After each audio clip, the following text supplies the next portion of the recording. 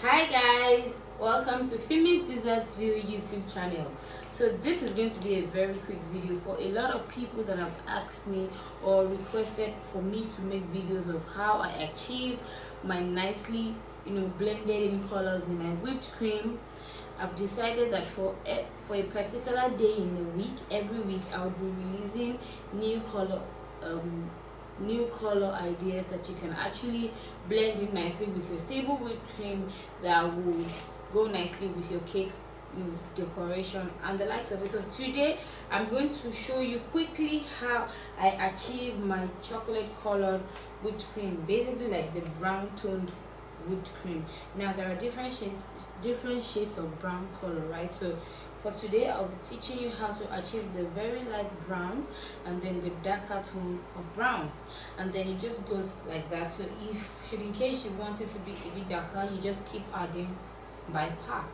So in this situation now, this is just an illustration, but if you need to replicate this with your full cake, with your full quantity of whipped cream, you just need to use half of the original quantity of the cream in color, as in for like the chocolate color. Now for instance, for the cocoa powder that I'm going to be using, so take for instance, this is 1 part of whipped cream, and in talking 1 part, I'm talking about just 1 tablespoon of whipped cream, already stable whipped cream, and then I'd use 1 teaspoon of cocoa powder and mix it together with it after the whipped cream has already been whipped stiff, and then I just mix it in using my palette knife or my silicone spatula, as the case may be. So now 1 part in this context is just 1 teaspoon. So for me to achieve the darker tone, I'll be adding the second part. That's going to equate to 2 teaspoons to 1 tablespoon. Do you understand? So that's like half of the half ratio of the original the original measurements that you're going to use. So for instance, like if you're going to do about 200 grams of whipped cream powder, you want to turn it to chocolate whipped cream or brown whipped cream, as the case may be.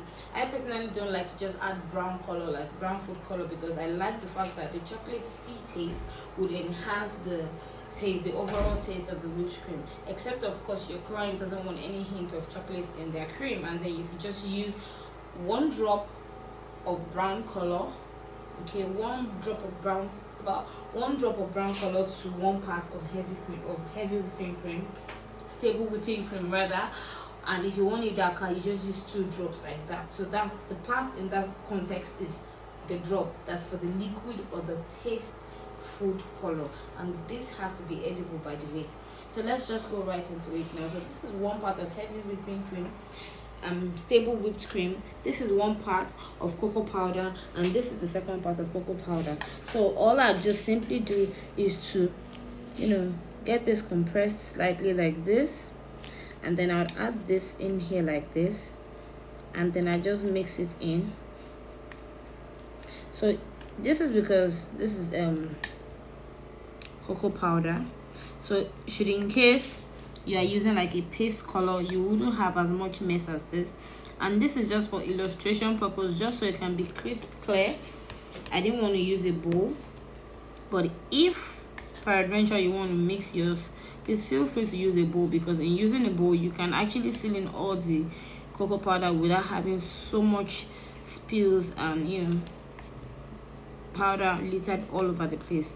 But because I want a situation whereby you can see it very clearly without me having to tilt the bowl or anything, that's why I decided to just use a flat palette plate. So yeah, this is what it is now. So this is how you actually replicate the process too. Even if you're using a bowl, you don't mix in vigorously.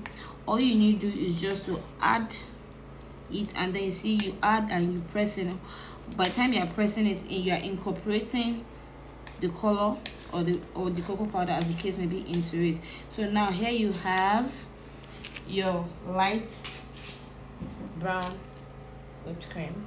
So for me to now make it dark, all I need to do is just to take the second part and then repeat the process that I just repeated this time around, just to make sure I don't have so much wasting. And because it's a powdered color, you can actually just keep doing this. I'm sure you get the idea. See?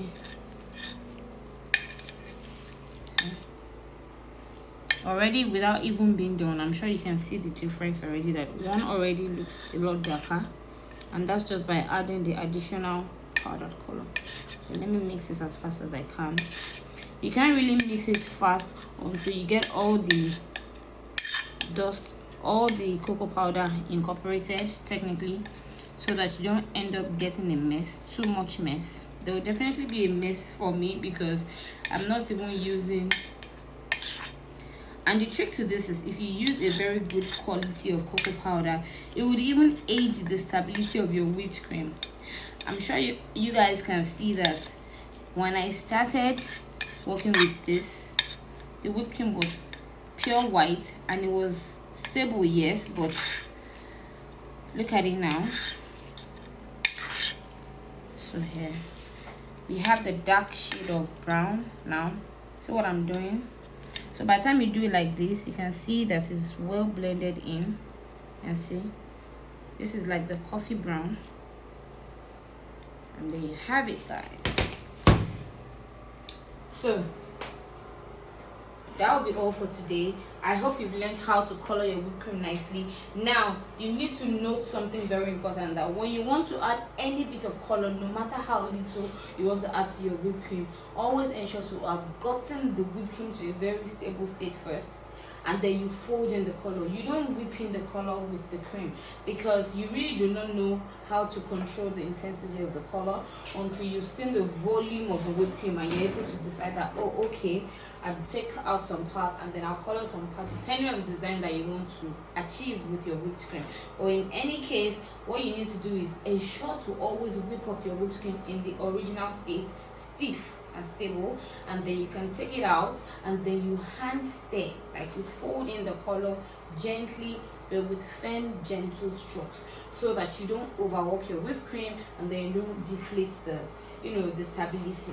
And for me, every time I finish adding any bit of color into my whipped cream, I pop it into the fridge for at least about 30 minutes, so that the rigor that is just gone through, like what you see now, it would rest a bit in the fridge, so that by the time I bring it back out, it will be back to the original state. So I wouldn't use it immediately. I color it so that I don't end up with like a soupy or a wet looking whipped cream.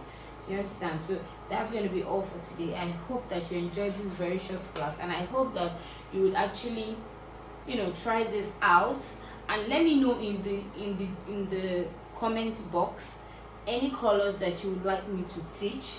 There are so many colors that you can even achieve not with the original colors. I would also be teaching, as time goes on, how to actually use regular primary colors to achieve secondary colors. Do you understand? Like, if you want to achieve purple now, I'll teach how to achieve it even if you don't have purple toned color readily available in your pantry. If you want to achieve maybe teal green and you don't have teal green, because there are some colors that are really not very easily accessible or available to buy, so you should be able to still get your tones right if you know how to blend in colors nicely. Alright, so that will be all for today. I hope you enjoyed the class. Do subscribe to the YouTube channel, and as always, drop your comments so that I can know what to teach next time. Till next time, guys, I remain your favorite girl, Famous Dessert Girl.